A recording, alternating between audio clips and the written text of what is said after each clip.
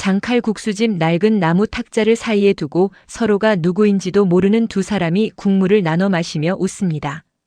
자식 문제로 지친 한석중과 홍옥선이 술친구가 되어 손을 맞잡는 그 순간 두 사람은 상상조차 못합니다. 마주 앉은 상대가 8년 전 서로를 원수로 만든 바로 그 집안 사람이라는 것을요. 술잔 사이로 오가던 웃음이 얼마 지나지 않아 등을 돌린 냉기로 바뀝니다. 그리고 그 냉기가 다시 뜨거운 온기로 돌아오기까지 딸의 사진 한 장이 두 집안의 운명을 어떻게 뒤흔드는지 지금부터 함께 따라가 보겠습니다. 장칼국수집 안쪽 김이 자욱하게 오르는 탁자를 사이에 두고 한석중과 홍옥선이 나란히 앉아 있습니다. 며칠 사이 부쩍 가까워진 두 사람은 이제 눈짓 하나로도 서로의 속을 읽는 사이가 되었습니다. 한석중이 뜨거운 국물을 후후 불어 홍옥선 앞으로 슬며시 밀어줍니다. 홍옥선은 사양하는 기색도 없이 그 그릇을 받아듭니다. 한석중이 젓가락으로 면을 건져 올리며 능청스레 너스레를 떱니다. 형님, 이 집 국물이 아주 사람을 살립니다. 속 뒤집힌 날엔 여기만 한 데가 없어요. 홍옥선이 피식 웃으며 국물을 한술 떠넘깁니다. 그러곤 한숨 섞인 목소리로 말을 잇습니다. 자식 키워봐야 다 소용없어요. 애면글면 키워놨더니 하나같이 제 속만 썩이니. 한석중이 무릎을 탁 치며 맞장구를 칩니다. 아이고, 내 말이 그 말입니다. 우리 집은 아주 사연이 책 한 권이에요. 두 사람은 서로의 신세 타령이 오갈수록 마음이 통합니다. 상대가 누구인지 여전히 모른 채 그저 세상 풍파에 지친 두 사람이 오랜 벗처럼 마주 웃습니다. 며칠 전까지 초면이었다는 게 믿기지 않을 만큼 스스럼이 없습니다. 한석중은 자꾸만 소주잔을 채워 건네고 홍옥선도 굳이 마다하지 않습니다. 세상에서 제일 편한 자리라도 되는 양 두 사람은 목소리를 낮추고 속내를 하나씩 꺼내놓습니다. 한석중이 반찬 접시를 홍옥선 쪽으로 밀며 다정하게 권합니다. 형님, 이 겉절이도 좀 드셔보세요. 여기 아주머니 손맛이 기가 막힙니다. 홍옥선이 못 이기는 척 젓가락을 대며 옅게 웃습니다. 홍옥선이 오랜만에 마음을 놓은 얼굴로 말합니다. 이렇게 마음 편히 밥 한 끼 먹어보는 게 얼마만인지 모르겠어요. 한석중이 그 말을 반기며 술잔을 부딪힙니다. 그러니까 자주 나오세요. 사람이 혼자 끙끙 앓아봐야 병만 생기지. 두 사람은 서로가 걸어온 험한 길을 굳이 캐묻지 않고도 위로가 오갑니다. 홍옥선은 재벌가 오너로 살아오며 이런 자리를 가져본 적이 없습니다. 늘 계산이 앞서는 사람들 틈에서 살다 보니 아무 조건 없이 국수 한 그릇을 나누는 이 소박함이 오히려 낯설고 따뜻합니다. 한석중 역시 오랜만에 자신을 무시하지 않고 맞아주는 상대를 만나 신이 났습니다. 그렇게 두 사람은 서로를 향해 마음의 빗장을 하나씩 풀어갑니다. 국수집 창밖으로 저녁 어스름이 내리는 줄도 모른 채 두 사람은 오래도록 자리를 지킵니다. 며칠 사이 얼굴 몇 번 마주쳤다고 이렇게까지 정이 들 수 있나 싶을 만큼 두 사람 사이엔 묘한 동질감이 그득 차오릅니다. 한석중이 젓가락을 내려놓고 진지한 얼굴로 속을 털어놓습니다. 형님, 나도 한때는 번듯한 사업체 물려받아서 떵떵거리며 살 줄 알았어요. 그런데 사람 팔자가 참 뜻대로 안 되더라고요. 홍옥선이 조용히 고개를 끄덕이며 국물을 한술 뜹니다. 다들 그렇게 살지요. 겉으로만 멀쩡해 보일 뿐 속으로는 다 사연 하나쯤 안고 사는 법이에요. 한석중이 그 말에 무릎을 치며 반가워합니다. 역시 형님은 사람을 알아요. 이렇게 속을 알아주는 사람 만나기가 어디 쉽습니까? 홍옥선도 오랜만에 마음이 놓이는 듯 옅은 미소를 짓습니다. 늘 사람을 경계하며 살아온 홍옥선에게 이 소박한 자리가 뜻밖의 위안이 됩니다. 두 사람은 남은 국수를 마저 비우며 다음에 또 만나자는 약속까지 주고받습니다. 서로의 이름 석자와 그 뒤에 얽힌 사연은 여전히 모른 채 그저 마음이 통하는 벗으로 헤어질 채비를 합니다. 이 다정한 자리가 얼마나 위태로운 인연 위에 놓여 있는지 두 사람 중 누구도 짐작하지 못합니다. 술이 몇 순배 더 돌자 대화의 온도가 한층 대담해집니다. 붉게 달아오른 얼굴로 한석중이 목소리를 낮춰 속내를 털어놓습니다. 형님, 실은 우리 딸년한테 웬 사내가 하나 자꾸 얼쩡거려서 골치가 아파요. 아주 못 떼어 놓아서 문제지. 홍옥선의 눈빛이 순간 번뜩입니다. 자신도 꽃 같은 처지라는 듯 몸을 앞으로 기울입니다. 그거 참 신기하네요. 나도 아들놈이 어디서 굴러온 여자한테 정신을 못 차려서 속이 다 타는데 두 사람은 서로의 골칫거리가 판박이라는 데에 무릎을 맞대고 의기투합합니다. 한석중이 손가락을 꼽아가며 국리를 늘어놓습니다. 이럴 땐 아예 딴 데 좋은 자리를 붙여줘서 눈을 돌려놔야 합니다. 홍옥선도 고개를 끄덕이며 거듭니다. 맞아요. 떼어놓으려면 아예 물리적으로 갈라놓는 게 상책이지. 한석중이 신이 나서 목소리를 키웁니다. 그렇지요. 우리 딸년도 이참에 참한 자리 하나 소개해서 마음을 딴 데로 돌려놓아야겠어요. 홍옥선이 술잔을 매만지며 냉정하게 말을 보탭니다. 쓸데없이 정붙이기 전에 싹을 잘라야 뒤탈이 없어요. 어설프게 손대면 더 질겨지니까. 한석중이 감탄한 듯 손뼉을 칩니다. 역시 형님은 뭐가 달라요. 그 딱 부러지는 게 아주 시원시원합니다. 두 사람은 각자 눈엣 가시 같은 상대에게서 제 자식을 떼어낼 공동작전을 짜기 시작합니다. 오래전부터 손발을 맞춰온 한패처럼 머리를 맞대고 낮은 웃음을 흘립니다. 한석중은 딸 규림이 고생만 하다 또 험한 인연에 엮일까 걱정이 앞섭니다. 홍옥선은 아들 무진이 8년 전 그 여자 때문에 방황한 세월을 되풀이할까 두렵습니다. 서로가 갈라놓으려는 그 인연이 실은 같은 한 쌍이라는 것을 두 사람은 꿈에도 알지 못합니다. 한석중은 제 딸을 지키려는 마음에서, 홍옥선은 제 아들을 지키려는 마음에서 손을 맞잡았을 뿐입니다. 그러나 그 두 마음이 향한 곳이 정반대라는 사실을 두 사람 중 누구도 눈치채지 못합니다. 한석중이 잠옷 진지한 얼굴로 다짐하듯 말합니다. 형님, 우리 이거 꼭 성공시킵시다. 자식 이기는 부모 없다지만 이번만은 우리가 이겨야 해요. 홍옥선도 단호하게 고개를 끄덕입니다. 한석중이 술기운에 목소리를 높여 다짐을 늘어놓습니다. 형님, 우리 딸이 이번엔 정말 좋은 사람 만나서 팔자 좀 폈으면 좋겠어요. 그 고생을 하고도 또 험한 사내에 엮이면 내가 죄인이지. 홍옥선이 그 말을 받아 냉정하게 대꾸합니다. 자식 앞길은 부모가 나서서라도 닦아줘야 해요. 그냥 두면 애먼대로 빠지기 십상이니까. 두 사람은 서로의 자식을 향한 걱정이 얼마나 닮았는지 새삼 놀라워합니다. 한석중은 딸 규림의 험한 세월이 안쓰럽고 홍옥선은 아들 무진의 지난 방황이 두렵습니다. 그 걱정의 뿌리가 실은 하나로 이어져 있다는 것을 두 사람은 여전히 알지 못합니다. 한석중이 술병을 기울여 홍옥선의 잔을 마저 채웁니다. 자, 형님. 우리 작전 성공을 위해서 한 잔 더 합시다. 홍옥선도 이번만은 사양하지 않고 잔을 받아듭니다. 이 우스운 동맹이 곧 어떤 벼락을 부를지도 모른 채 두 사람은 잔을 높이 들어 부딪힙니다. 서로의 앞날을 위한 건배라 여기며 두 사람은 흐뭇한 얼굴로 남은 술을 비웁니다. 분위기가 무르익자 한석중이 슬그머니 지갑을 꺼내듭니다. 낡은 가죽 지갑 안쪽에서 사진 한 장을 조심스레 빼내며 자랑스러운 얼굴을 감추지 못합니다. 형님, 이거 한번 보세요. 내 딸년입니다. 이만하면 참하지 않습니까? 사진 속 인물을 손끝으로 가리키며 너스레를 떠는 한석중의 목소리엔 은근한 자부심이 배어 있습니다. 홍옥선이 대수롭지 않다는 듯 사진으로 눈길을 옮깁니다. 그런데 그 시선이 여느 때처럼 스쳐 지나가지 않습니다. 사진 속 얼굴 위에서 홍옥선의 눈동자가 멈춰섭니다. 어딘가 낯설지 않은 이목구비입니다.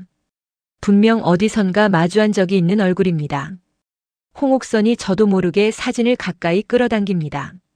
한석중은 그 반응을 딸 자랑이 통한 것으로 여겨 더욱 신이 납니다. 우리 규림이가 얼굴만 반반한 게 아니라 마음씨가 아주 비단결이에요. 저 하나 희생해서 동생들 다 건사한 애입니다. 그 이름이 홍옥선의 귓가에 유난히 또렷하게 박힙니다. 홍옥선이 짐짓 태어난 척 되묻습니다. 따님이 지금 뭘 하고 지내요? 한석중이 반가운 듯 얼른 대답합니다. 반찬 가게에서 일해요. 손끝이 야무져서 못하는 게 없는 애입니다. 홍옥선은 대답도 잊은 채 사진에서 눈을 떼지 못합니다. 반찬 가게라는 말에 가슴 한 구석이 서늘하게 저려옵니다. 어딘가 익숙한 그 얼굴, 어딘가 익숙한 그 사연이 홍옥선의 기억 어느 모퉁이를 자꾸만 건드립니다. 홍옥선이 마른 침을 삼키며 다시 묻습니다.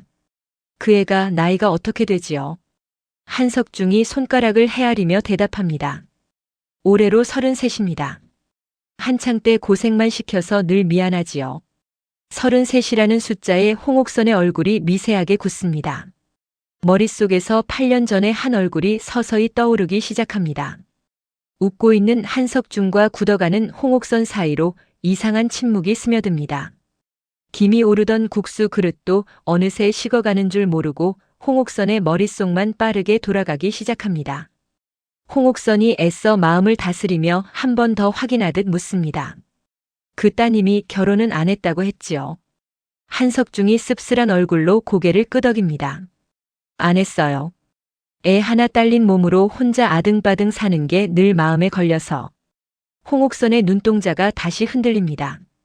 애 하나 딸린 몸이라는 말이 가슴 깊이 박혀 좀처럼 빠지지 않습니다. 8년 전 아들 곁을 지키던 그 여자의 눈빛과 지금 사진 속에서 웃고 있는 얼굴이 자꾸만 겹쳐집니다. 홍옥선은 그것이 그저 우연한 닮음이기를 바라지만 마음 깊은 곳에서는 이미 답을 알아채고 있습니다. 한석중은 홍옥선의 낯빛이 변하는 것도 모른 채 사진을 도로 지갑에 넣으며 흐뭇하게 웃습니다. 우리 규림이 이제라도 좋은 사람 만나서 편하게 살아야 할 텐데 말입니다. 그 웃음과 그 말이 홍옥선에게는 점점 아득하게만 들립니다. 국수집 안소음이 아득히 멀어지고 홍옥선의 귓가엔 오직 규림이라는 이름 석 자만 맴돕니다. 홍옥선의 낯빛이 서서히 잿빛으로 굳어갑니다. 사진 속 얼굴이 마침내 기억의 한 장면과 겹쳐지는 순간 온몸에 소름이 돋습니다. 8년 전 아들 무진의 옆자리를 지키며 물러서지 않던 그 여자입니다. 1억을 내밀며 떠나라 했을 때 되레 1000억을 부르며 눈 하나 깜짝하지 않던 바로 그 얼굴입니다. 자신이 꽃뱀이라 몰아세우고 이를 갈았던 그 여자가 지금 눈앞에서 국수를 나눠 먹던 이 사내의 딸이었던 것입니다. 홍옥선의 손끝이 파르르 떨립니다. 젓가락을 쥔 손에 힘이 풀려 그릇 가장자리에 부딪는 소리가 납니다. 한석중은 그 떨림을 알아채지 못하고 여전히 딸 자랑에 여념이 없습니다. 규림이 그 착한 게 애 아빠 없이 혼자 애를 키우느라 고생이 말도 못해요. 그 말 한마디 한마디가 홍옥선의 가슴을 후벼 팝니다. 애 아빠 없이 키우는 그 아이가 혹여 제 손자일지 모른다는 생각까지 번개처럼 스치자 홍옥선은 숨이 턱 막힙니다. 8년 전 그 여자를 몰아세우던 자신의 모습과 지금 그 아비와 술잔을 나눈 지난 며칠이 통째로 뒤엉킵니다. 홍옥선이 애써 목소리를 가다듬어 묻습니다. 그 손주가 몇 살이라고 했지요? 한석중이 눈꼬리를 늘어뜨리며 대답합니다. 8살이에요. 아주 야무진 게 어찌나 똘똘한지. 홍옥선의 가슴이 철렁 내려앉습니다. 헤아려 보니 시기가 꼭 들어맞습니다. 아들과 그 여자가 헤어진 게 8년 전, 그 아이가 8살. 하나하나 계산이 맞아떨어질수록 홍옥선의 손끝은 더욱 차가워집니다. 홍옥선이 떨리는 목소리를 억누르며 다시 묻습니다. 그 아이 아버지는 어디로 갔다고 하던가요? 한석중이 씁쓸하게 고개를 젓습니다. 그걸 우리도 몰라요. 규림이가 입을 꽉 다물고 말을 안 하니. 그저 나쁜 놈이 애만 떠넘기고 도망갔거니 하는 거지요. 그 말에 홍옥선은 눈을 질끈 감습니다. 나쁜 놈이라는 말이 제 아들을 가리키는 것 같아 견딜 수가 없습니다. 홍옥선은 애써 표정을 감추려 하지만 굳어버린 낯빛까지는 숨기지 못합니다. 마주 웃던 술친구가 한순간에 세상에서 가장 껄끄러운 상대로 뒤바뀝니다. 한석중은 홍옥선의 침묵을 술기운 탓으로만 여기고 걱정스레 묻습니다. 형님, 어디 편찮으세요? 안색이 갑자기 안 좋아 보이는데. 홍옥선이 겨우 정신을 차리고 손을 내젓습니다. 아니에요. 그냥 좀 피곤해서. 그러나 그 목소리엔 힘이 하나도 실려 있지 않습니다. 홍옥선의 머릿속엔 온통 한 가지 생각뿐입니다. 며칠간 마음을 터놓고 지낸 이 사람이 하필 8년 내내 이를 갈아온 그 여자의 아버지라니. 게다가 그 여자가 홀로 키운다는 8살 아이가 혹여 제 아들의 핏줄이라면 이 인연은 상상조차 하기 싫을 만큼 지독해집니다. 홍옥선은 손끝의 떨림을 감추려 두 손을 무릎 위에 꼭 모읍니다. 조금 전까지 오갔던 다정한 웃음이 이제는 아득한 딴 세상 일처럼 느껴집니다. 홍옥선은 자리를 어떻게 마무리해야 할지 갈피를 잡지 못한 채 식어가는 국물만 하염없이 내려다봅니다. 방금 전까지 정겹던 이 자리가 이제는 바늘방석처럼 불편하기만 합니다. 같은 시각 조금 떨어진 옆 테이블에서 조용히 식사를 하던 고윤희가 있습니다. 무심코 고개를 든 순간 한석중이 치켜든 사진이 고윤희의 시야에 스치듯 들어옵니다. 그 짧은 찰나에 고윤희는 홍옥선보다 한 발 먼저 사진 속 얼굴을 알아봅니다. 심장이 쿵 내려앉습니다. 오래도록 가슴에 묻어둔 큰딸 규림의 얼굴입니다. 16 어린 딸을 두고 집을 나온 뒤로 늘 그리워하면서도 차마 다가가지 못했던 바로 그 아이입니다. 고윤희의 손에서 수저가 멈춥니다. 목구멍이 뜨겁게 조여오지만 고윤희는 애써 고개를 돌려 놀란 기색을 감춥니다.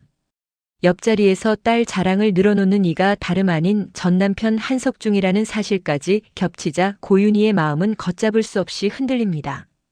저 사진 속 아이가 무진의 옛 연인이자 서현의 연적, 그리고 자신이 남몰래 뒷조사하던 바로 그 여자였다는 사실이 이제야 하나로 꿰어집니다. 그동안 서현을 위해 규림을 캐내려 했던 자신의 지난 며칠이 부끄러움으로 밀려듭니다.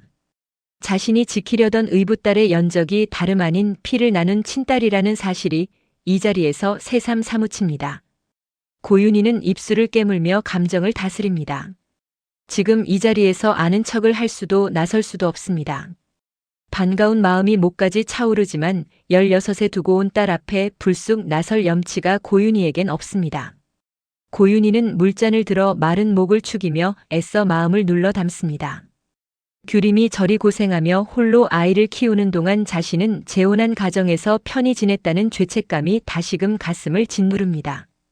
옆 테이블에서 한석중과 홍옥선이 무언가 심상치 않은 이야기를 주고받는 낌새도 고윤희의 신경을 곤두서게 합니다. 전 남편 한석중이 어쩌다 저 귀부인과 저리 다정하게 마주 앉았는지 고윤희는 짐작조차 하지 못합니다. 두 사람이 나누는 말 속에 규림의 이름이 오르내리는 것을 듣자 고윤희의 불안은 더욱 커집니다. 저들이 대체 우리 규림을 두고 무슨 궁리를 하는 걸까 싶어 마음이 조마조마합니다. 고윤희는 자리에서 일어설까 하다가도 이내 도로 주저앉습니다. 지금 나섰다가는 오래 감춰온 모든 것이 한꺼번에 터져 나올까 두렵습니다. 규림에게 자신은 16에 저를 두고 떠난 죄인일 뿐이라는 생각이 발목을 붙잡습니다. 고윤희는 사진 속에서 환하게 웃던 딸의 얼굴을 다시 한번 떠올려 봅니다.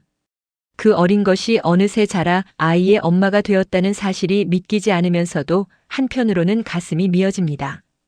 자신이 곁에 있어주지 못한 그 긴 세월을 규림은 얼마나 힘겹게 건너왔을까 싶습니다.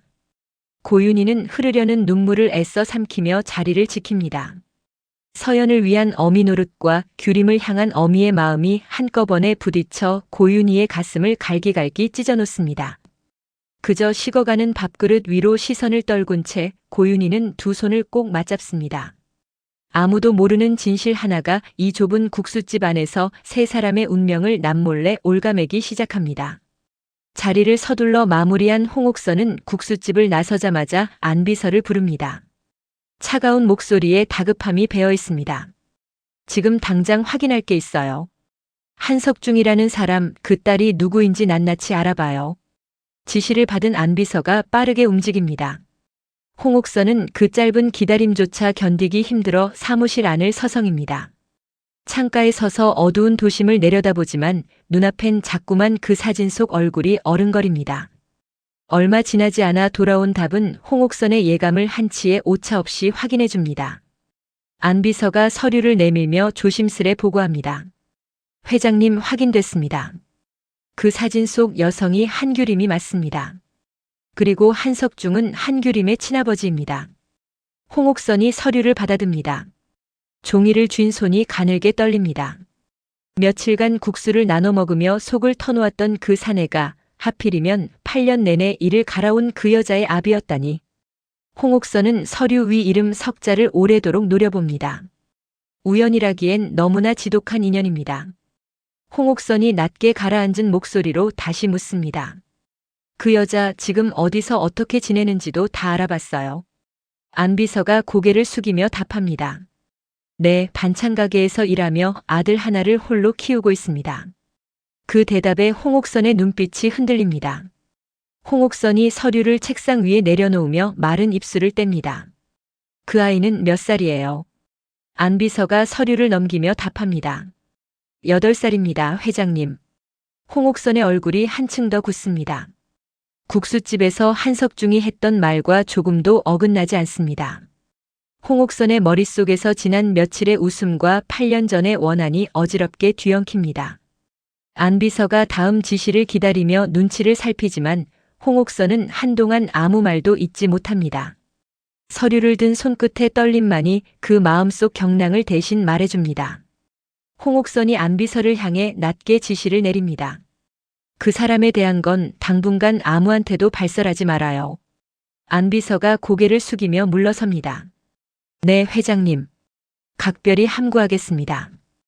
홀로 남은 홍옥선은 오래도록 서류를 내려다봅니다. 지난 며칠 그 사내와 나눈 웃음이 하나하나 되살아납니다. 국물을 나눠주던 손길, 딸 자랑을 늘어놓던 흐뭇한 얼굴, 자식 걱정에 한숨 짓던 목소리. 그 모든 것이 이제는 전혀 다른 무게로 홍옥선의 가슴을 짓누릅니다. 그 사람이 원수의 아비인 줄 알았더라면 애초에 곁을 내주지도 않았을 것입니다. 그러나 이미 정을 나눈 뒤라 이제와 그 마음을 도로 거둬들이기가 쉽지 않습니다. 홍옥선은 창밖 어둠을 응시하며 깊은 생각에 잠깁니다. 이제 그 사내를 어떤 얼굴로 다시 마주해야 할지 스스로도 알 수 없습니다. 원수의 아비와 술잔을 나눈 자신을 향한 실소마저 흘러나옵니다. 며칠간 그 사내에게 느꼈던 편안함이 이제는 배신감처럼 가슴을 찌릅니다. 며칠 뒤 장칼국수집 한석중이 여느 때처럼 익숙하게 자리를 잡습니다. 곧 나타난 홍옥선을 발견하고는 반색하며 손을 번쩍 듭니다. 형님 오셨어요. 여기 이쪽으로 앉으세요. 그러나 돌아오는 것은 서리빨 같은 침묵입니다. 홍옥선은 한석중에게 눈길조차 주지 않은 채 맞은편에 뻣뻣하게 앉습니다. 얼굴엔 며칠 전의 다정함이라곤 한 톨도 남아있지 않습니다. 한석중이 어리둥절한 얼굴로 눈치를 살핍니다. 형님, 어디 편찮으세요? 안색이 왜 이렇게 안 좋으십니까? 홍옥선이 차갑게 대꾸합니다. 편할 리가 있겠어요. 짧은 한마디에 날이 서 있습니다. 한석중은 도무지 영문을 모르겠다는 듯 국물만 애꿎게 휘젓습니다. 무슨 실수라도 했나 곰곰이 되짚어보지만 짚히는 데가 없습니다. 며칠 전까지만 해도 죽이 척척 맞던 사이였는데 하루아침에 이렇게 얼음장이 되어버린 까닭을 알 수가 없습니다. 한석중이 조심스레 다시 말을 붙여봅니다. 형님, 제가 술자리에서 실언이라도 했으면 너그러이 봐주세요. 제가 원체 입이 방정이라. 홍옥선이 그 말을 뚝 자릅니다. 됐어요.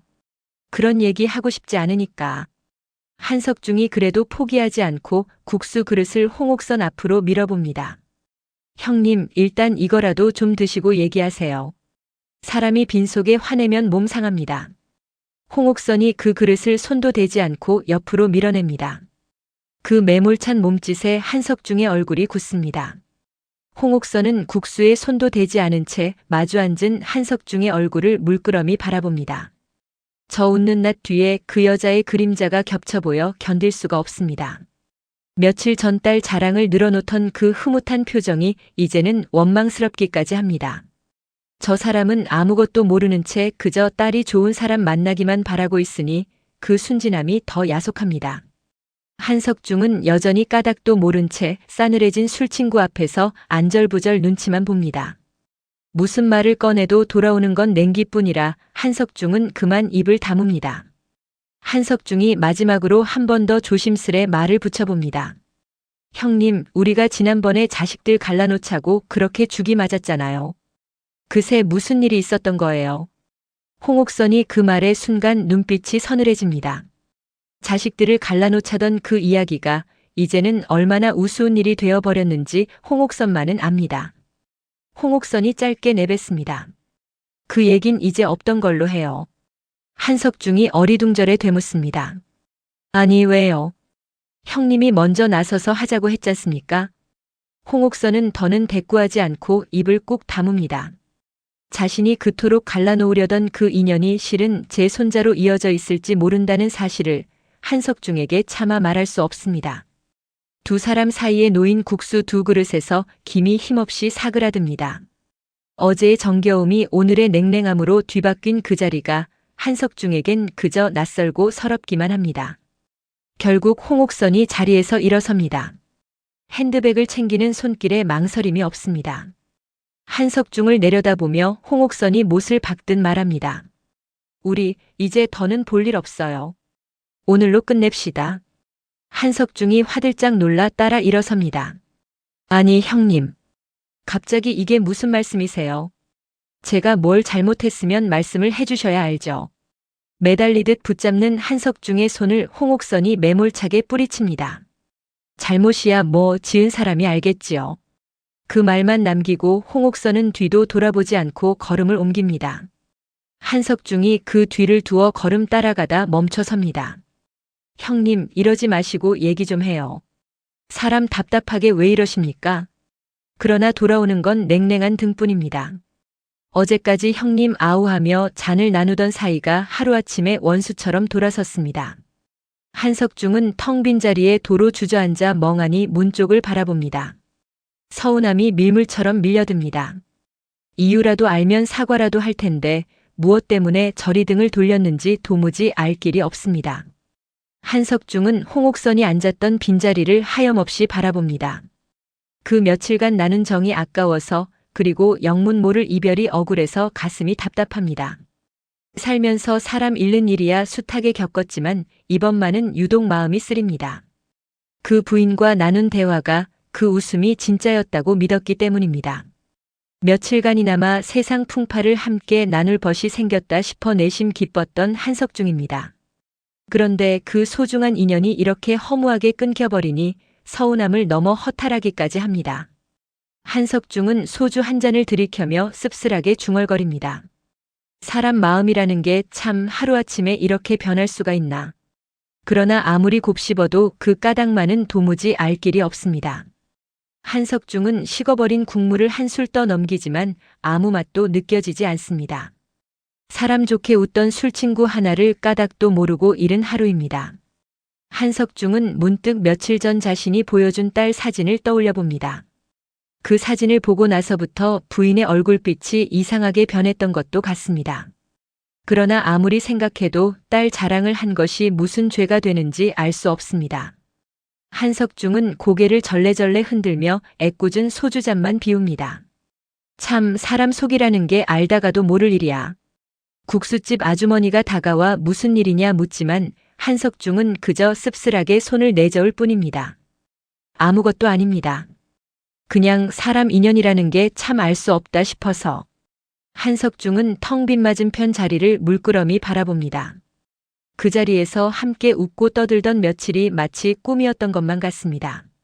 한석중은 홍옥선이 사라진 문 쪽을 오래도록 바라보며 긴 한숨을 내쉽니다. 도대체 무엇이 저 사람의 마음을 이토록 돌려 세웠는지 한석중은 밤새 곱씹어도 알 수가 없습니다. 집으로 돌아온 한석중은 저녁상 앞에서 자식들을 붙들고 하소연을 늘어놓습니다. 억울함이 가시지 않은 얼굴로 숟가락을 휘두르며 목청을 높입니다. 글쎄, 아주 죽이 척척 맞던 술친구가 하루아침에 나를 원수 보듯 하지 뭐냐. 내가 무슨 잘못을 했다고. 자식들은 대수롭지 않게 흘려듣습니다. 늘 있는 아버지의 넋두리려니 여기며 저마다 밥그릇에 코를 박습니다. 한석중은 서운함에 더욱 목소리를 키웁니다.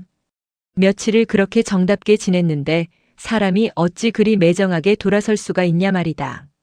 그런데 무심히 듣고 있던 한규림의 표정이 잠깐 묘하게 흔들립니다. 한석중이 늘어놓는 하소연 어딘가가 낯설지 않게 걸립니다. 한규림이 조심스레 묻습니다. 아버지, 그 술친구분이 어떤 분이신데요? 한석중이 국그릇을 밀며 대꾸합니다. 그게 어디 사는 누군지도 잘은 몰라. 그냥 국수집에서 만난 점잖은 부인인데 자식 때문에 속 썩는 게 나랑 아주 똑같아서 말이 잘 통했거든. 한규림의 손끝이 잠시 멈칫합니다. 점잖은 부인이라는 말에 어쩐지 마음이 서늘해집니다. 한규림이 다시 넌지시 묻습니다. 그분이 혹시 아버지한테 무슨 언짢은 소리라도 들으셨던 거 아니에요? 한석중이 펄쩍 뜁니다. 언짢은 소리는 무슨. 나야 그저 우리 딸 자랑 실컷 하고 좋게 헤어졌지. 그 말에 한규림의 가슴이 이유 없이 철렁 내려앉습니다. 딸 자랑이라는 말에 왠지 모를 불안이 스칩니다. 한규림이 조심스레 한 번 더 묻습니다. 아버지, 혹시 그 자리에서 제 얘기도 하셨어요? 한석중이 대수롭지 않게 답합니다. 그럼 했지. 우리 규림이 착하고 야무지다고 사진까지 보여줬는걸. 그 말에 한규림은 말없이 고개를 갸웃합니다. 어쩐지 마음 한구석이 자꾸만 걸리지만 무엇이 걸리는지는 스스로도 알 수 없습니다. 곁에서 듣고 있던 한규영이 대수롭지 않게 한마디 던집니다. 아버지, 그런 사람 하나 떠났다고 뭘 그렇게 서운해하세요? 어차피 남남인데. 한석중이 발끈해 목소리를 높입니다. 야, 사람 정이라는 게 그렇게 쉬운 게 아니야. 며칠을 그렇게 좋게 지냈는데. 한규림은 그 실랑이를 들으면서도 마음 한구석이 계속 서늘합니다. 어쩐지 아버지가 만났다는 그 부인이 자신과 아주 무관한 사람은 아닐 것 같은 이상한 예감이 듭니다. 그러나 그 예감의 정체를 스스로도 알 수 없어 규림은 이내 고개를 젓고 맙니다. 설마 그럴 리 있겠느냐며 스스로를 다독여보지만 가슴 한편의 서늘함은 좀처럼 가시지 않습니다. 한규림은 밥을 뜨는 둥 마는 둥 하며 생각에 잠깁니다. 아버지의 하소연 속 그 부인이 누구인지, 왜 자꾸 마음에 남는지 규림은 짐작조차 하지 못합니다. 진실은 아직 아무에게도 그 모습을 온전히 드러내지 않은 채 저녁상 위 공기만 알 수 없이 무거워집니다. 며칠 후 홍옥선이 고급 명품 매장 앞에서 낯선 남자에게 붙들립니다. 말끔한 차림의 사내가 값비싼 가방을 들이밀며 딱한 사연을 늘어놓습니다. 사모님, 제가 지금 급전이 필요해서 그럽니다. 이 가방 새 것이나 다름없는데 반값도 안 되게 넘겨드릴 테니 한 번만 도와주십시오. 남자의 절박한 표정과 매끄러운 말솜씨에 홍옥선의 마음이 흔들립니다. 평소라면 거들떠보지도 않았을 테지만 며칠 사이 마음이 어수선했던 탓인지 판단이 흐려집니다. 홍옥선이 가방을 이리저리 살피며 지갑을 꺼내려 합니다.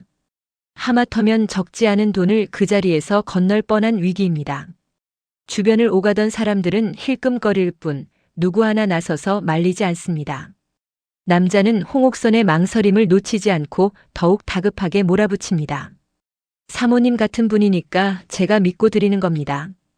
이런 기회 2번 다시 없어요. 홍옥선이 가방의 로고와 바느질을 눈으로 훑어봅니다. 명품이라면 눈이 밝다고 자부해왔지만 오늘따라 마음이 심란해 눈에 뵈는 것이 없습니다. 요 며칠 한석중의 일로 밤잠을 설친 탓에 평소의 냉철함이 온데간데 없습니다. 홍옥선의 손이 지갑 속 지폐로 향합니다. 자기 관리로 둘째가라면 서러운 홍옥선이지만 오늘만은 사기꾼의 그럴듯한 말재간에 넘어가기 직전입니다. 남자가 재촉하듯 목소리를 더 낮춰 속삭입니다. 사모님, 마음 변하기 전에 얼른 결정하시죠. 저도 급해서 오래 못 기다립니다. 홍옥선이 잠시 망설이다 지갑을 더 열려합니다. 정말 이게 그 값어치가 있는 물건이 맞긴 한 거예요. 남자가 능청스레 웃으며 답합니다. 그럼요, 사모님. 제가 어디 거짓말할 사람으로 보입니까? 평소에 홍옥선이라면 이런 어설픈 수작에 넘어갈 사람이 아닙니다. 사업으로 잔뼈가 굵어 사람 속을 꿰뚫어보는 눈이 남다른 홍옥선입니다. 그러나 요 며칠 한석중의 일로 마음이 온통 어수선한 탓에 눈앞에 뻔한 거짓말조차 걸러내지 못합니다. 8년 전 그 여자와 그 여자의 아비와 어쩌면 제 손자일지 모를 아이. 그 생각들이 머릿속을 어지럽게 맴도는 통에 판단력이 온데간데 없습니다. 남자가 홍옥선의 표정을 살피며 한 번 더 속삭입니다. 사모님, 이거 놓치면 후회하십니다. 홍옥선은 반쯤 넋이 나간 얼굴로 지갑을 마저 엽니다. 평소라면 가방 하나쯤 대수롭지 않게 살만한 홍옥선이지만 문제는 그것이 가짜라는 데 있습니다. 그러나 지금의 홍옥선은 진짜와 가짜를 가려낼 마음의 여유가 없습니다. 오직 8년 전 그 여자와 얽힌 생각만이 머릿속을 가득 채우고 있을 뿐입니다. 홍옥선의 손끝이 지폐를 세기 시작합니다. 매장 앞은 그저 무심한 사람들의 발걸음만 오갈 뿐 홍옥선을 위기에서 건져낼 손길은 어디에도 보이지 않습니다. 요 며칠 마음이 어지러웠던 탓에 평소에 홍옥선답지 않게 판단이 자꾸만 무뎌집니다. 그때 마침 근처를 지나던 한석중이 낌새를 알아채고 걸음을 멈춥니다. 사기꾼과 흥정하는 홍옥선의 모습에 눈이 번쩍 뜨입니다. 한석중이 성큼성큼 다가와 불쑥 끼어듭니다. 잠깐 그 가방 나 좀 봅시다. 짝퉁을 만들어 팔아본 옛 눈썰미가 대번에 발동합니다. 한석중이 가방을 뒤집어 박음질을 살피고 로고를 손끝으로 문지릅니다. 이내 코웃음을 치며 사내를 노려봅니다. 이봐요 젊은 양반.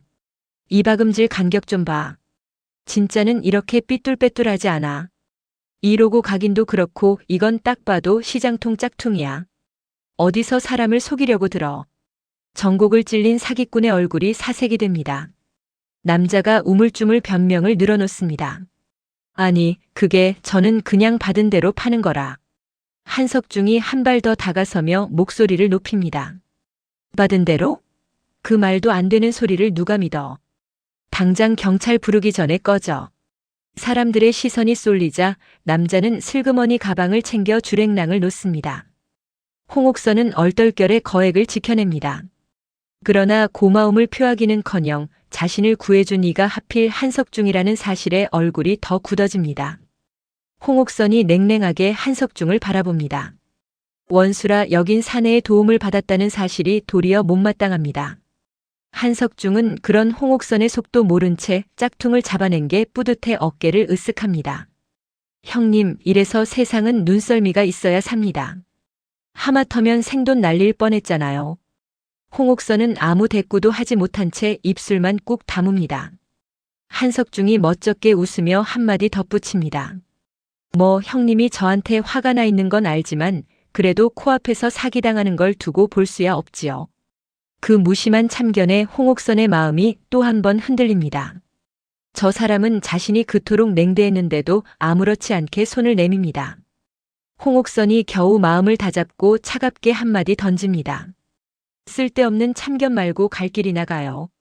한석중이 어깨를 으쓱하며 순순히 물러섭니다. 예, 알겠습니다. 그래도 다음부턴 조심하세요, 형님. 그 순한 대답에 홍옥선은 도리어 할 말을 잃습니다. 원수라 밀어낸 사람에게서 이토록 순한 온기를 받는 것이 홍옥선에게는 낯설고도 불편합니다. 미워해야 마땅한데 그 미움이 자꾸만 무뎌지는 자신이 홍옥선은 못마땅합니다. 한석중이 저만치 걸어가다 돌아서서 한 번 더 당부합니다. 형님, 다음엔 꼭 저 같은 사람 데리고 다니세요. 혼자 다니시면 또 이런 일 당해요. 홍옥선은 아무 대꾸도 못하고 그 뒷모습만 바라봅니다. 저 사람이 아무것도 모른 채 저렇게 순하게 웃는 것이 홍옥선에게는 차라리 죄스럽게 느껴집니다. 두 사람 사이에 또 한 번 얄궂은 인연의 매듭이 얽힙니다. 홍옥선은 고맙다는 말 한마디 없이 몸을 돌립니다. 굳은 얼굴로 걸음을 옮기는 그 등에 대고 한석중은 서운한 기색도 없이 손을 흔듭니다. 조심해서 들어가세요. 세상에 사기꾼이 얼마나 많은데 그렇게 마음이 무르셔서 어떡합니까? 도와줬으면 됐다는 듯 한석중은 대가를 바라지도 생색을 내지도 않습니다. 그 무심한 뒷모습이 홍옥선의 마음 한구석을 낯설게 술렁이게 합니다. 원수라 이를 갈던 사내에게서 뜻밖의 온기를 느낀 탓입니다. 홍옥선은 걸음을 늦추며 저도 모르게 한석중 쪽을 돌아봅니다. 사람 좋게 웃으며 제 갈 길을 가는 한석중의 뒷모습이 어쩐지 오래 눈에 밟힙니다.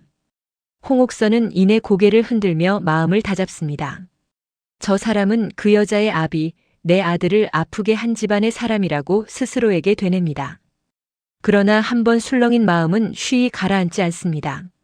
미워해야 마땅한 상대에게서 느낀 뜻밖의 따뜻함이 홍옥선을 혼란스럽게 합니다.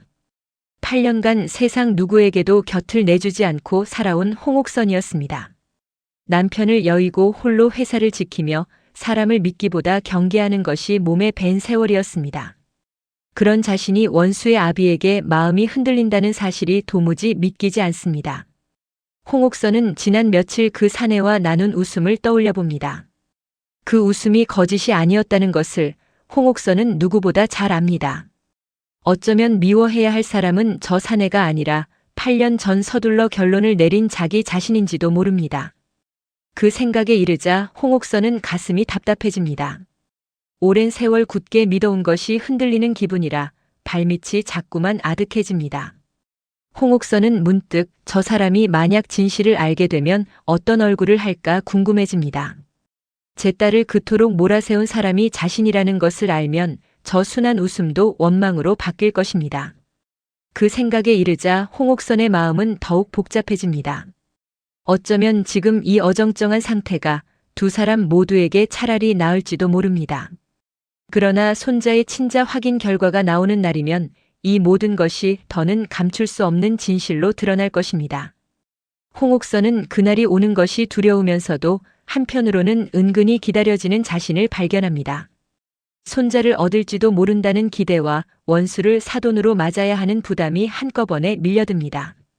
그 두 마음이 서로 밀고 당기는 통에 홍옥선은 발걸음을 뗄 때마다 마음이 무거워집니다.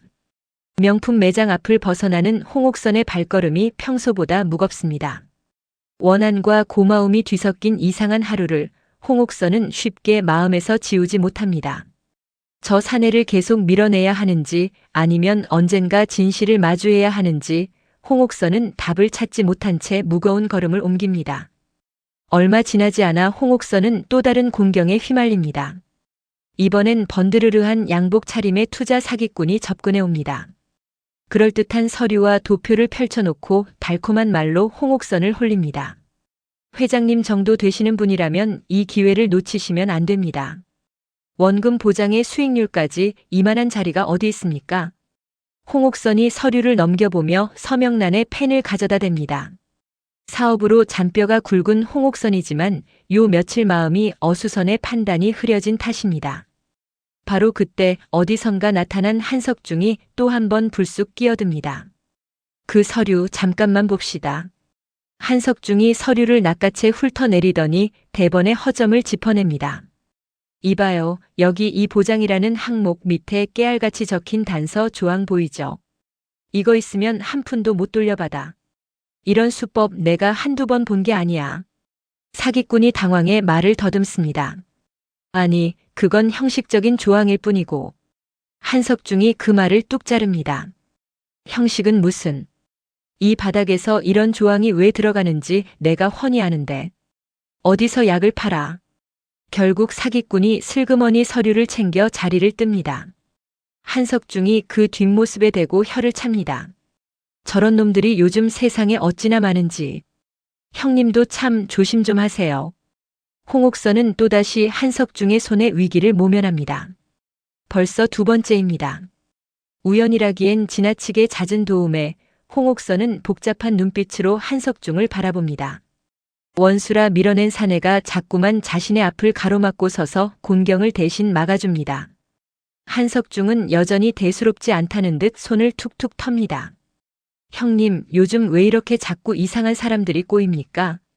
마음이 심란하면 이런 게 다 눈에 안 보이는 법이에요. 그 말에 홍옥선은 뜨끔합니다. 자신의 마음이 흔들린 까닭이 바로 저 사람 때문이라는 것을 한석중은 알 리가 없습니다. 홍옥선이 겨우 마음을 추스르고 냉랭하게 대꾸합니다. 내 걱정은 하지 말아요. 나 혼자서도 잘 살아왔으니까. 한석중이 그 말에 사람 좋게 웃습니다. 그럼요, 형님이야 야무진 분이시지요. 그래도 사람이 어떻게 매번 혼자 다 감당합니까? 그 묻어난 위로가 홍옥선의 가슴 어딘가를 또 한 번 건드립니다. 8년간 그 누구의 위로도 받지 않고 홀로 버텨온 홍옥선입니다. 그런 자신에게 아무런 대가도 바라지 않고 손을 내미는 사람이 하필 원수의 아비라니 기가 막힐 노릇입니다. 홍옥선은 저 순한 사람이 진실을 알기 전에 마음을 정리해야 한다고 스스로를 다그칩니다. 그러나 다그칠수록 마음은 자꾸만 반대로 기울어갑니다. 홍옥선의 마음속에서 미움과 고마움이 또 한 번 뒤엉킵니다. 저 사람을 계속 원수로만 대하기가 이제는 점점 어려워집니다. 번번이 자신을 공경에서 건져내는 한석중에게 홍옥선이 결국 정색을 하고 따져 묻습니다. 왜 자꾸 이러세요? 나한테 뭐 바라는 거라도 있어요. 도대체 무슨 속셈으로 자꾸 이렇게 나서는 거예요. 날 선 물음에도 한석중은 대수롭지 않다는 듯 어깨를 들썩입니다. 속셈은 무슨? 별거 없어요. 한석중이 머리를 극적이며 심상하게 말을 잇습니다. 그냥 눈에 밟혀서 그래요. 저렇게 번번이 당할 것 같은데 어떻게 그냥 지나갑니까? 사람이 곤란한 거 보면 못 본 척을 못하는 게 내 병이라. 홍옥선이 여전히 경계를 풀지 않고 되묻습니다. 나한테 그렇게 매정하게 등 돌린 사람한테 뭐가 그리 아쉬워서 자꾸 나서는 거예요. 한석중이 허허 웃으며 답합니다. 등 돌린 건 형님이지 내가 아니잖아요. 나야 그저 사람이 곤경에 처했으면 돕는 거지 무슨 이유가 필요합니까? 그 무심하고 순한 대답에 홍옥선은 그만 할 말을 잃습니다. 얼어붙어 있던 표정이 아주 조금 처음으로 누그러집니다. 대가를 바라는 것도 생색을 내는 것도 아닌 그 마음이 낯설지만 밉지 않습니다. 한석중이 겸연쩍게 덧붙입니다. 그리고 솔직히 형님이랑 며칠 지낸 그 정이 아까워서 그래요. 그렇게 좋게 지내다 갑자기 돌아서니 나도 서운하지 뭐. 그 진솔한 한마디에 홍옥선의 가슴이 뭉클해집니다. 홍옥선은 한석중의 얼굴을 물끄러미 바라봅니다. 그 사람 좋은 웃음 뒤에 어떤 사연이 숨어 있는지, 그 딸이 어떤 세월을 살아왔는지 문득 궁금해집니다.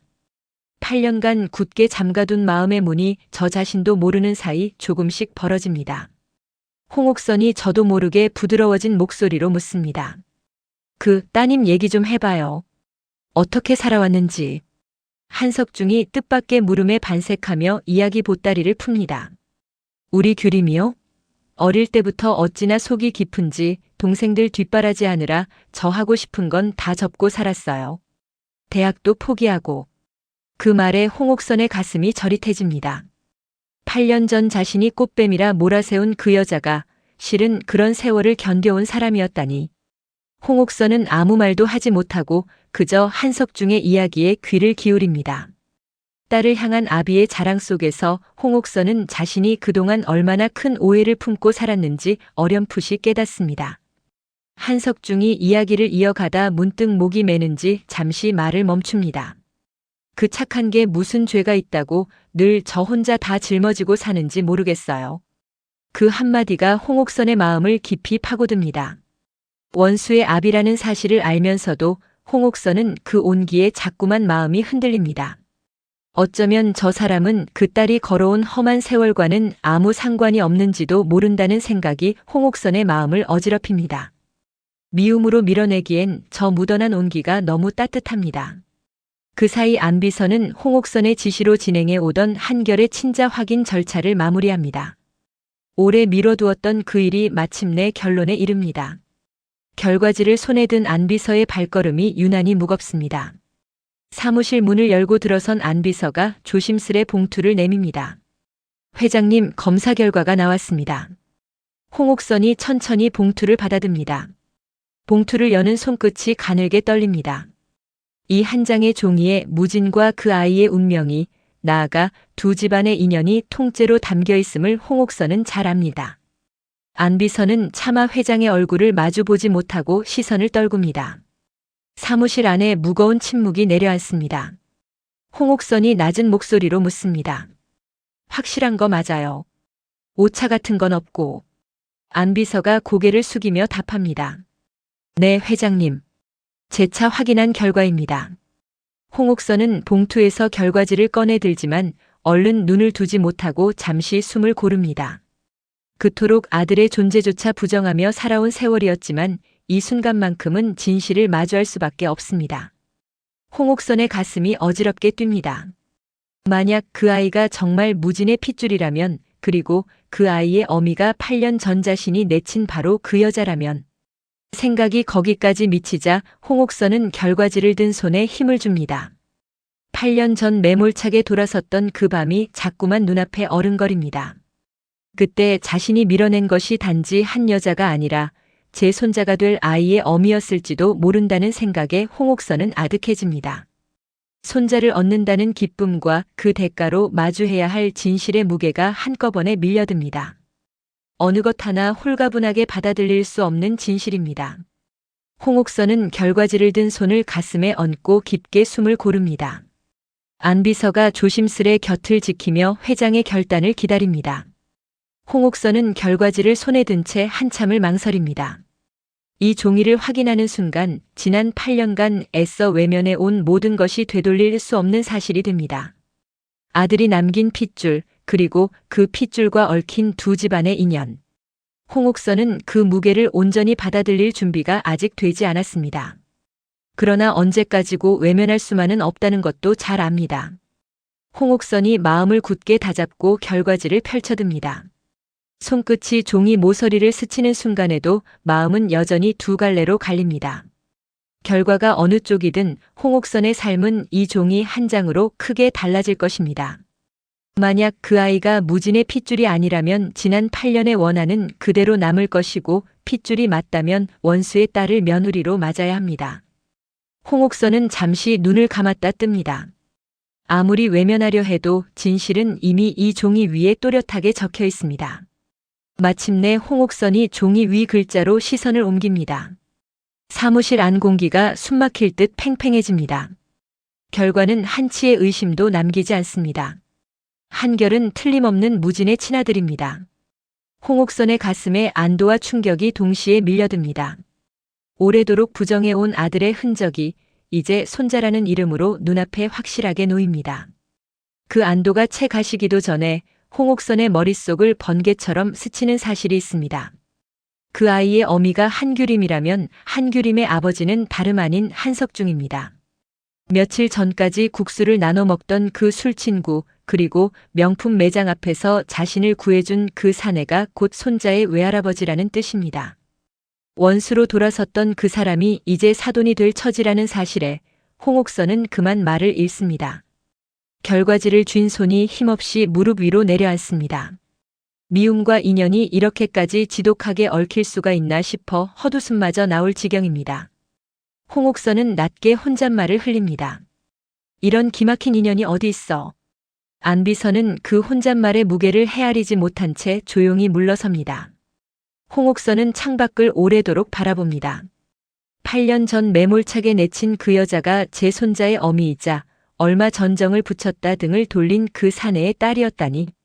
그 사내가 번번이 자신을 구해준 것도 이제 와 생각하면 예사롭지 않은 인연의 실마리처럼 느껴집니다. 어쩌면 처음부터 두 집안은 이렇게 다시 얽히도록 정해져 있었는지도 모릅니다. 아무리 밀어내고 등을 돌려도 손주라는 핏줄이 두 집안을 기어이 한자리로 끌어당깁니다. 홍옥선은 그 거스를 수 없는 인연 앞에서 한없이 작아지는 자신을 느낍니다. 홍옥선은 손자를 얻은 기쁨과 원수를 사돈으로 맞아야 하는 난감함 사이에서 갈피를 잡지 못합니다. 홍옥선은 지난 며칠 한석중이 자신에게 베푼 온기를 다시 떠올립니다. 어쩌면 그 사람은 손자의 외할아버지로서 자신도 모르는 사이에 이미 인연의 손을 내밀고 있었던 것인지도 모릅니다. 원수라 여겨 밀어냈던 사람이 알고 보니 제 손자와 피로 이어진 사람이었습니다. 홍옥선은 8년 전 자신이 그토록 매몰차게 내쳤던 그 여자를 이제 손자의 어미로 다시 마주해야 합니다. 그 여자의 아비를 사돈으로 맞고 그 여자를 며느리로 받아들여야 하는 날이 머지 않았습니다. 홍옥선은 그 모든 것을 어떻게 감당해야 할지 아직 엄두가 나지 않습니다. 그러나 손자만은 그 8살 어린 것만은 무슨 일이 있어도 지켜야 한다는 마음이 서서히 자리를 잡습니다. 그 아이를 한번 품에 안아보고 싶다는 마음이 8년의 원한을 조금씩 밀어냅니다. 홍옥선은 결과지를 가슴에 품은 채 오래도록 눈을 감습니다. 운명이 짜놓은 이 얄궂은 그물 앞에서 홍옥선은 어디서부터 매듭을 풀어야 할지 알 수 없습니다. 미워할 수도 반길 수도 없는 이 처지가 홍옥선을 오래도록 붙잡아 놓습니다. 홍옥선은 결과지를 내려놓지 못한 채 오래도록 자리를 지킵니다. 창밖으로 해가 기울고 사무실에 어스름이 깔려도 홍옥선은 움직이지 않습니다. 머릿속에서 지난 8년의 세월이 파노라마처럼 스쳐갑니다. 1억을 내밀며 떠나라 몰아세웠던 그 밤, 1000억을 부르며 물러서지 않던 그 여자의 눈빛이 지금도 선연합니다. 그 여자가 실은 제 손자를 홀로 낳아 키우던 아이였다는 사실이 이제야 홍옥선의 가슴을 무겁게 짓누릅니다. 애 아빠 없이 고생한다던 한석중의 말이 뒤늦게 비수처럼 되돌아옵니다. 홍옥선이 깊은 한숨을 내쉽니다. 그 여자를 꽃뱀이라 몰아세운 자신의 지난 세월이 부끄러움으로 밀려듭니다.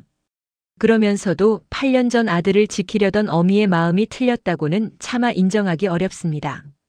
그때는 그럴 수밖에 없었다고 스스로를 다독여보지만 그 여자가 홀로 감당했을 세월을 떠올리면 마음이 편치 않습니다. 그 여자가 아이를 지우지 않고 홀로 낳아 키운 것은 어쩌면 무진을 향한 마음이 진심이었다는 증거인지도 모릅니다. 원한과 회한, 안도와 부끄러움이 한데 뒤엉킨 얼굴로 홍옥선은 오래 앉아 있습니다. 얼마 전까지 국수를 나눠 먹던 그 사람의 얼굴이 자꾸만 눈앞에 어른거립니다. 사람 좋게 웃으며 딸 자랑을 늘어놓던 그 모습, 번번이 자신을 구해주고도 대가 하나 바라지 않던 그 무심한 마음. 그런 아버지 밑에서 자란 딸이라면 어쩌면 자신이 생각한 것처럼 나쁜 사람은 아니었는지도 모릅니다. 홍옥선은 문득 8년 전 그 밤으로 다시 돌아갈 수 있다면 어땠을까 생각해 봅니다. 그때 그 여자를 몰아세우지 않았더라면 아들은 상처받지 않았을 것이고 손자도 아비 없이 자라지 않았을 것입니다. 그러나 이미 흘러간 세월은 되돌릴 수 없습니다. 홍옥선이 할 수 있는 일은 이제부터라도 그 얽힌 매듭을 하나씩 풀어가는 것뿐입니다. 홍옥선은 창밖으로 하나둘 켜지는 도심의 불빛을 바라보며 마음을 가다듬습니다. 원한을 앞세우면 손자마저 잃을 것이고 인연을 받아들이면 자존심을 굽혀야 합니다. 어느 쪽도 쉽지 않은 길입니다. 8년을 미움으로 버텨온 홍옥선에게 그 미움을 내려놓는 일은 무엇보다 어렵습니다. 그러나 손주 앞에서까지 원한을 고집할 수는 없다는 것을 홍옥선도 마음 깊이 압니다. 홍옥선은 한석중의 사람 좋은 웃음을 다시 한번 떠올립니다. 어쩌면 그 묻어난 온기가 얽히고 설킨 이 매듭을 풀어줄 실마리가 될지도 모릅니다. 이제 그를 원수로 대해야 할지 사돈으로 맞아야 할지 홍옥선 자신도 알 수 없습니다. 무거운 침묵 속에서 홍옥선은 결과지 위 아이의 이름 석자를 손끝으로 가만히 쓸어봅니다. 그 작은 글자 안에 두 집안의 오랜 원한과 앞으로 맺어야 할 인연이 모두 담겨 있습니다. 비슷한 시각 한석중도 뜻밖의 진실과 마주합니다. 집안에서 자식들끼리 두런두런 나누는 이야기를 무심코 지나치다 걸음을 멈춥니다. 결이 아빠가 다름 아닌 그 이름난 재벌집 아들이라는 이야기입니다. 한석중의 낯빛이 순식간에 변합니다.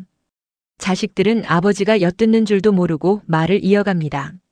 한석중의 머릿속에서 며칠간의 일들이 하나둘 아귀가 맞아 들어갑니다.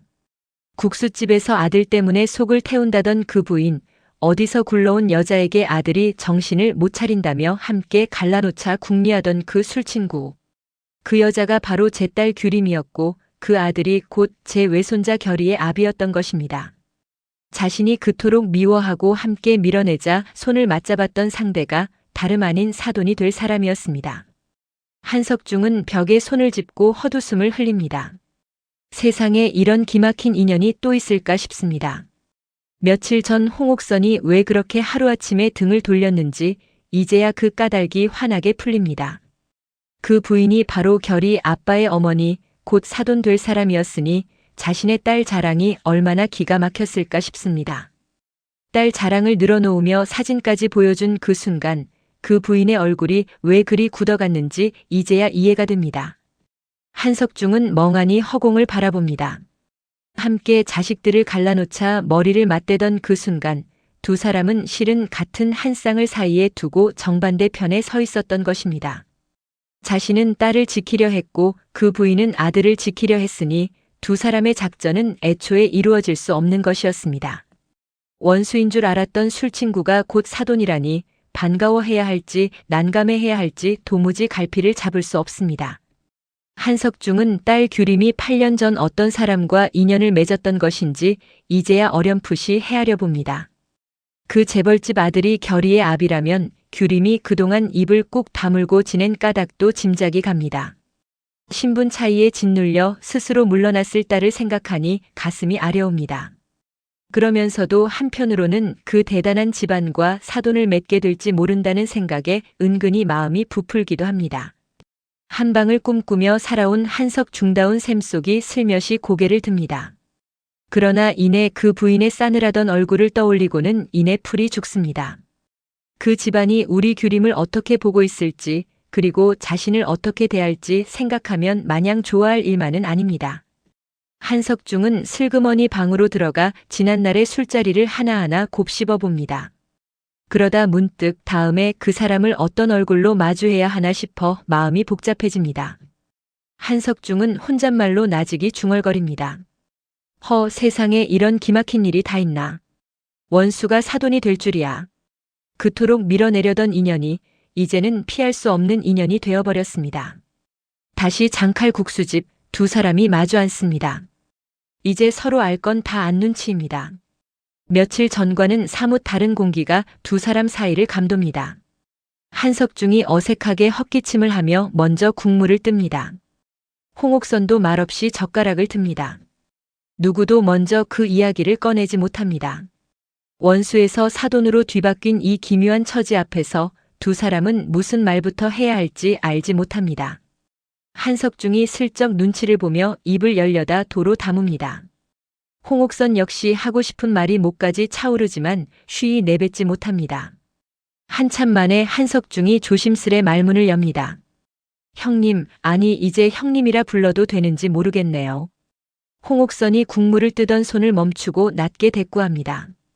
글쎄요. 우리 사이가 참 어떻게 됐는지 나도 모르겠어요. 한석중이 겸연쩍게 뒷머리를 극적입니다.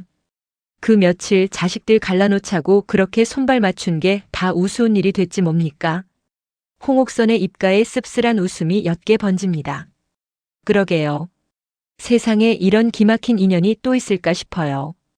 두 사람 사이에 다시 침묵이 내려앉습니다. 두 개의 국수 그릇에서 김이 피어오르다 이내 힘없이 잦아듭니다. 며칠 사이 원수가 되었다가 다시 사돈으로 얽힌 두 사람의 인연이 이 좁은 국수집 탁자 위에서 새로운 국면을 맞습니다. 8년 전 서로에게 남긴 상처와 앞으로 손주를 사이에 두고 맺어야 할 인연이 한자리에서 엇갈립니다. 식어가는 국수 그릇을 사이에 두고 두 사람은 각자의 생각에 잠깁니다. 다음 만남이 원수의 얼굴로 시작될지 사돈의 얼굴로 시작될지 아직은 아무도 짐작할 수 없습니다. 한석중이 용기를 내어 조심스레 속내를 꺼냅니다. 형님, 아니 이제 와서 이런 말 하기도 뭐하지만 그때 딸 자랑한 게 형님한테 그렇게 아픈 일이 될 줄은 몰랐어요. 홍옥선이 젓가락을 내려놓고 잠시 침묵하다 낮게 답합니다. 그쪽도 몰랐고 나도 몰랐지요. 우리가 서로 뭘 알고 그랬겠어요. 두 사람 사이에 흐르던 냉기가 조금씩 누그러집니다. 원수라 이를 갈던 마음도 사돈이라 받아들여야 할 마음도 아직은 뒤엉킨 채입니다. 그러나 손주를 사이에 둔 이상 언제까지고 등을 돌리고만 있을 수는 없다는 것을 두 사람 모두 압니다. 한석중이 슬그머니 국수 그릇을 홍옥선 앞으로 밀어봅니다. 형님, 식기 전에 드세요. 이 집 국수는 뭐니 해도 따뜻할 때가 제맛이니까. 홍옥선이 이번만은 그 그릇을 밀어내지 않고 젓가락을 듭니다. 그 작은 몸짓 하나에 앞으로 두 집안이 맺어갈 인연의 실마리가 어렴풋이 비칩니다. 그저 두 사람 사이에 놓인 침묵만이 앞으로 다가올 인연의 무게를 조용히 예고합니다. 그리고 그 인연의 한가운데에는 아직 아무것도 모르는 한규림과 김무진 그리고 어린 한결이 놓여 있습니다. 오늘은 장칼국수집이라는 작은 팝집 한 곳에 눈길을 오래 두려합니다. 한석준과 홍옥선이 서로가 누구인지도 모른 채 마주 앉아 국물을 나누는 그 자리 말이지요.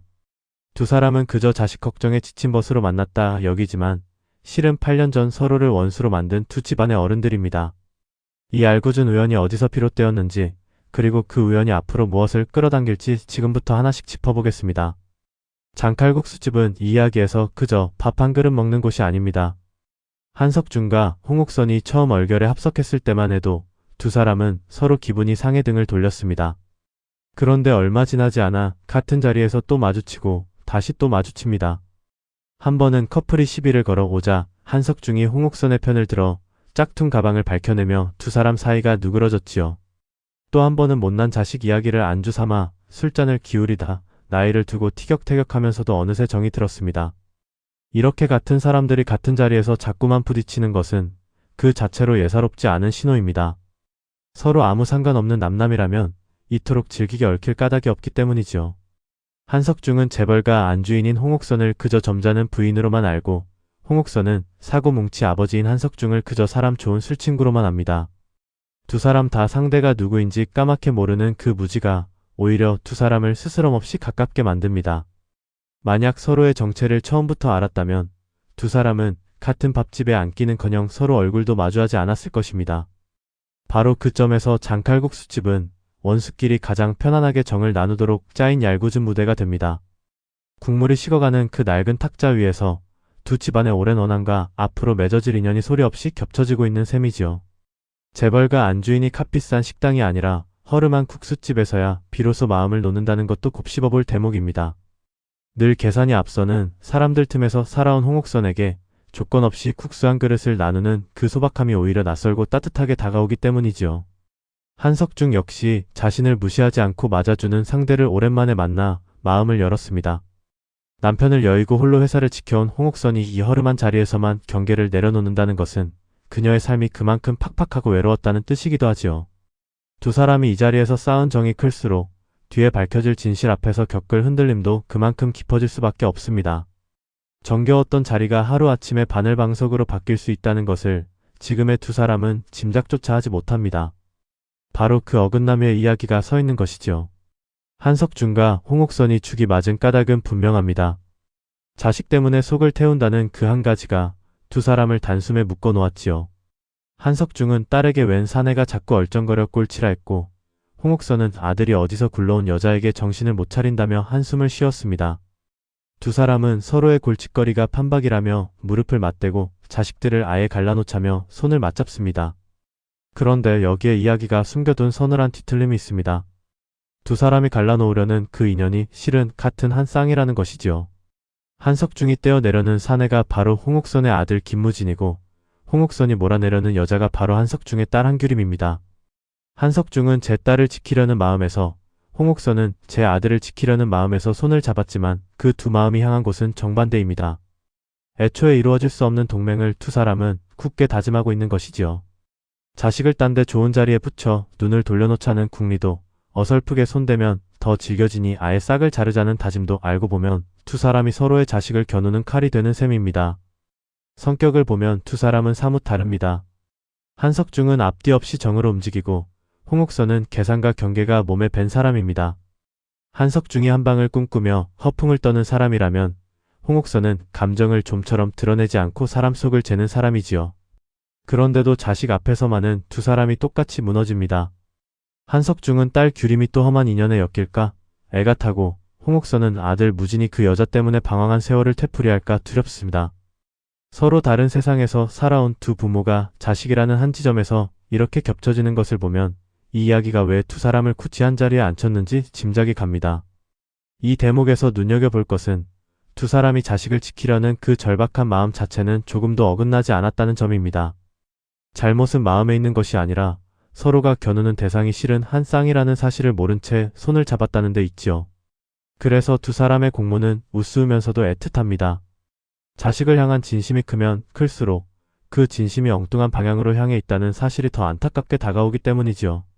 서로를 갈라놓자던 그 공모가 실은 두 집안을 하나로 엮을 첫 매듭이었다는 사실은 두 사람 중 누구도 짐작하지 못합니다. 지금의 얄궂은 인연을 이해하려면 8년 전 그 밤으로 거슬러 올라가야 합니다. 홍옥선은 아들 곁을 지키던 한규림에게 피서를 보내 헤어지는 대가로 1억을 내밀었습니다.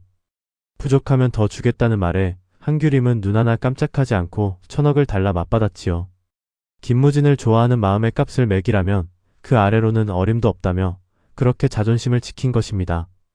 홍옥선은 그런 한규림을 분수도 모르고 남자를 꼬시는 꽃뱀이라 몰아세웠고 그 미움을 8년이나 품고 살았습니다. 그러나 진실은 홍옥선이 믿어온 것과 정반대입니다. 한규림은 그 1억을 끝내 받지 않았고 오히려 김무진이 모든 것을 버리는 걸 막으려 스스로 악역을 자처하고 떠났습니다. 매정한 말이 담긴 녹음마저 한규림이 직접 만들어 건넨 것이었지요. 홍옥선이 꽃뱀이라 이를 갈던 그 여자는 실은 제 아들을 위해 사랑을 접은 사람이었던 것입니다. 이 어긋난 오해가 8년이라는 세월의 뿌리입니다. 홍옥선의 미움도 김무진의 텅 빈 시간도 한규림이 홀로 아이를 키운 고단함도 모두 그 하룻밤의 오해에서 뻗어나왔지요. 그 오해가 얼마나 질긴지는 김무진마저 오랫동안 한규림이 제 발로 1억을 받아갔다고 믿어온 데서 잘 드러납니다. 어머니와 누나가 들려준 이야기만 붙든 채 정작 한규림의 진심은 8년이 지나서야 어렴풋이 되살아나기 시작하지요. 홍옥선이 그토록 오래 미움을 놓지 못한 것도 한규림을 분수를 모르는 여자로만 새겨두었기 때문입니다. 그 한 장면에 대한 서로 다른 기억이 두 사람을 8년이나 갈라놓은 셈이지요. 진실이 이렇게 오래 묻혀 있었다는 점이 앞으로 그 진실이 드러나는 순간의 무게를 한층 더 크게 만듭니다. 그런데 이제 그 오해의 두 당사자인 홍옥선과 한석중이 서로가 누구인지도 모른 채 한밥집에서 정을 나누고 있습니다. 원한의 실타래를 처음 감은 사람과 그 실타래의 메인 딸의 아버지가 마주 앉아 웃고 있는 것이지요. 한석중은 딸이 왜 그토록 입을 다물고 홀로 아이를 키웠는지 그 속사정을 여태 모릅니다. 신분의 벽에 짓눌려 스스로 물러섰을 딸의 마음을 아버지는 짐작조차 하지 못한 채 그저 나쁜 놈이 애만 떠넘기고 도망갔거니 여길 뿐이지요. 그 나쁜 놈이라는 말이 실은 홍옥선의 아들을 가리키게 된다는데 이 오해에 지독함이 있습니다. 8년 전에 매듭 지어진 그 상처가 얼마나 무거운지를 알수록 지금 두 사람이 나누는 웃음이 얼마나 위태로운 자리 위에 놓여 있는지 더 또렷하게 다가옵니다. 그래서 이 국수집의 정겨운 술자리가 마냥 훈훈하게만 보이지 않는 것이지요. 이 얽힌 인연에는 좀처럼 겉으로 드러나지 않는 또 하나의 축이 있습니다. 바로 고윤희입니다. 고윤희는 16 어린 딸을 두고 집을 나온 뒤 재혼한 가정에서 살아온 사람이지요. 그런데 그 두고 온 친딸이 다름 아닌 한규림입니다. 고윤희는 의붓딸 장서연의 연적을 뒷조사하다 그 여자의 이름과 나이를 듣고 친딸일지 모른다는 예감에 사로잡혔고 마침내 그 여자가 자신이 버리고 온 딸임을 알아차렸습니다. 그래서 홍옥선이 그 여자를 두고 꽃뱀이라 깎아내렸을 때 고윤희는 그 아이도 제 부모에겐 소중한 자식일 텐데 어찌 그리 함부로 말하느냐며 발끈했지요. 겉으로는 남의 일에 나선 듯 보이지만 실은 제 친딸이 짓밟히는 걸 견디지 못한 어미의 마음이었습니다. 홍옥선이 아내가 어찌나 편을 들던지 누가 보면 그 꽃뱀 엄마인 줄 알겠다고 비아냥댔을 때 그 말이 그대로 진실이라는 점에서 서늘한 복선이 깔립니다. 홍옥선은 자기가 내뱉은 조롱이 사실이라는 걸 꿈에도 모르지요. 고윤희가 김무진을 붙잡고 그 옛 여자가 정말 꽃뱀이었느냐 캐물은 것도 그 아이가 어떤 취급을 받았을지 자꾸 마음에 걸렸기 때문입니다. 그 여자야말로 누구보다 현명하고 성실한 사람이라는 김무진의 대답에 마음이 얼핏 풀리면서도 사람을 짓밟고 계급을 나누는 그 집안에 제 딸을 줄 수 없다며 물러서지 않았지요. 여기서 우리는 이야기의 촘촘한 구조를 봅니다. 한규림 한 사람을 두고 홍옥선은 원수로 미워하고 고윤희는 친딸로 애태우고 한석중은 딸로 자랑합니다. 새 어른이 같은 여자를 완전히 다른 얼굴로 바라보는 것이지요. 고윤희가 홀로 삼키는 그 죄책감도 눈여겨볼 대목입니다. 딸이 그토록 고생하며 홀로 아이를 키우는 동안 자신은 재혼한 가정에서 편히 지냈다는 차책이 그녀가 한규림을 감싸는 말마다 배어있지요. 그러면서도 16에 두고 온 딸 앞에 불쑥 나설 염치가 없어 반가움을 목까지 삼키고 마는 것이 지금의 고윤희입니다. 그리고 그 새 시선이 언젠가 한자리에서 부딪히는 날, 지금 감춰진 모든 진실이 한꺼번에 터져 나오도록 이야기는 차곡차곡 준비되고 있습니다. 두 집안을 억지로라도 한자리로 끌어당기는 가장 강한 힘은 한결입니다. 한결은 한규림이 홀로 키워온 8살 아이지요. 김무진은 이 아이를 처음 만났을 때부터 음식 취향이며 성향이 자신과 판박이인 것을 보고 묘한 기분에 사로잡혔고 나이를 헤아려 제 아들일지 모른다는 확신을 굳혀갔습니다. 홍옥선 역시 안비서를 시켜 한결을 뒷조사하며 그 아이가 정말 무진의 핏줄이라면 데려와 키우겠다는 서늘한 속내까지 품었지요. 그러다 김무진이 다른 여자와 만나기 시작하자 홍옥선은 사돈을 다른 집안과 맺을 셈으로 친자 확인마저 잠시 미뤄두었습니다. 손주가 될지도 모를 아이의 존재조차 저울질하며 뒤로 미루는 그 냉정함이 홍옥선이라는 사람의 한 단면이지요. 그러나 미뤄둔다고 해서 핏줄이 사라지는 것은 아닙니다. 한결이라는 아이는 한규림과 김무진을 나아가 한석중과 홍옥선을 피로 이어놓은 매듭이기 때문이지요. 두 어른이 아무리 서로를 밀어내고 등을 돌려도 그 아이가 두 집안 사이에 놓여있는 한 인연은 기어이 다시 이어질 수밖에 없습니다. 한결이 8살이라는 나이와 한규림과 김무진이 헤어진 지 꼭 8년이라는 셈은 이미 여러 사람의 눈앞에 놓여 있습니다. 김윤진과 박정우가 닮은 부자의 모습을 보고 핏줄을 직감한 것도, 김무진이 아이가 쓰던 빨대를 손에 쥐고 오래 망설인 것도 다 그 셈이 맞아떨어지기 때문이지요. 지금 한석중과 홍옥선이 자식들을 갈라놓자며 머리를 맞대는 그 순간에도 두 사람 사이에는 이미 함께 지켜야 할 어린 손주가 존재하고 있는 셈입니다. 이 이야기가 한결이라는 아이를 두 사람의 시야 밖에 조용히 놓아둔 것은 언젠가 그 아이가 모든 매듭을 풀어낼 열쇠가 되도록 하기 위함이지요. 한결이 아빠가 있었으면 좋겠다며 앓던 그 마음, 김무진을 유일하게 따르며 곁을 맴돈 그 발걸음도 결국 이 매듭을 향해 가는 길이었던 셈입니다. 갈라놓으려는 어른들의 뜻과 이어놓으려는 핏줄의 힘이 정면으로 맞서고 있는 것입니다. 그리고 이런 이야기에서 대개 이기는 쪽은 핏줄이죠. 그래서 한석준과 홍옥선의 공무가 아무리 굳세 보여도 그 위태로운 동맹이 오래갈 수 없음을 우리는 어렴풋이 느끼게 됩니다. 마지막으로 한석준과 홍옥선 두 사람의 마음이 어떻게 움직이는지를 들여다봅니다. 한석중은 사람이 공경에 처한 걸 그냥 지나치지 못하는 천성입니다. 홍옥선이 명품 매장 앞에서 사기꾼에게 넘어갈 뻔했을 때 한석중은 짝퉁을 만들어 팔던 옛 눈썰미로 그 수작을 대번에 밝혀내 그녀를 구했지요. 그런데도 대가를 바라거나 생색을 내지 않고 그저 눈에 밟혀서 그랬다며 순하게 웃습니다. 원수라 밀어낸 사람에게서 이토록 순한 온기를 받는 것이 홍옥선에게는 낯설고도 불편합니다. 8년간 세상 누구에게도 곁을 내주지 않고 살아온 홍옥선에게 아무 조건 없이 내미는 그 따뜻함은 오래 잊고 지낸 감정이기 때문이지요. 미워해야 마땅한 상대에게서 뜻밖의 온기를 느끼자 홍옥선의 굳은 마음에 자꾸만 금이 갑니다. 딸 이야기를 들려달라 저도 모르게 청하고 동생들 뒷바라지하느라 하고 싶은 걸 다 접고 대학까지 포기했다는 그 사연에 가슴이 저릿해지지요. 8년 전 자신이 꽃뱀이라 몰아세운 그 여자가 실은 그런 세월을 견뎌온 사람이었다는 것을 홍옥선은 아버지의 자랑 속에서 어렴풋이 깨닫기 시작합니다. 여기서 홍옥선의 미움은 흔들립니다. 어쩌면 미워해야 할 사람은 저 순한 사내가 아니라 8년 전 서둘러 결론을 내린 자기 자신인지도 모른다는 생각이 그녀를 어지럽히지요. 한석중이 무슨 속셈이 있는 게 아니냐는 홍옥선의 날선 물음에 등 돌린 건 형님이지 자신이 아니라며 사람이 공경에 처했으면 돕는 거라 탑하는 대목은 그래서 더 마음에 남습니다. 대가도 생색도 없는 그 순한 마음이 8년을 미움으로 버텨온 홍옥선의 빗장을 저도 모르게 벌려놓기 때문이지요. 그 며칠 지낸 정이 아까워 나선다는 진솔한 한마디 앞에서 홍옥선의 얼어붙었던 표정이 처음으로 누그러집니다. 한석중의 묻어난 온기가 오랜 원한을 조금씩 밀어내는 실마리가 됩니다. 서로의 정체를 아직 모르는 이 어정쩡한 자리에서 두 사람의 마음은 이미 원수보다는 벗에, 법보다는 한 식구에 가까워지고 있는 셈입니다. 미움으로 시작된 인연이 온기로 물들어가는 이 과정이야말로 두 집안이 언젠가 마주 앉게 될 그날을 위한 조용한 준비인 셈이지요. 원수라 이를 갈던 사람에게 마음이 기우는 자신을 못마땅해 하면서도 끝내 그 온기를 밀어내지 못하는 홍옥선의 모습에서 우리는 곧 무너질 오랜 원한의 벽을 미리 엿보게 됩니다. 지금까지 장칼국 수집 낡은 탁자를 사이에 두고 얽힌 두 집안의 인연을 따라와 보았습니다. 한석준과 홍옥선은 서로가 누구인지도 모른 채 정을 나누고 그 사이 고윤희는 친딸을 향한 마음을 감추며 한결이라는 어린 핏줄은 두 집안을 조용히 끌어당깁니다. 8년 전 1억이 갈라놓은 인연이 이제는 국수 한 그릇을 사이에 두고 다시 이어지려 하죠. 서로를 원수라 여기며 밀어낸 자리에 정이 스미고 갈라놓으려던 마음이 도리어 두 집안을 한자리로 부르는 이 뒤엉킴이 이야기의 깊은 맛입니다. 미움과 인연이 이토록 지독하게 겹쳐 있으니 그 실타래가 풀리는 자리가 더 마음에 남는 것입니다. 원수인 줄 알았던 사람이 사돈으로 다가오고 갈라놓으려던 마음이 이어놓는 힘 앞에서 무너집니다.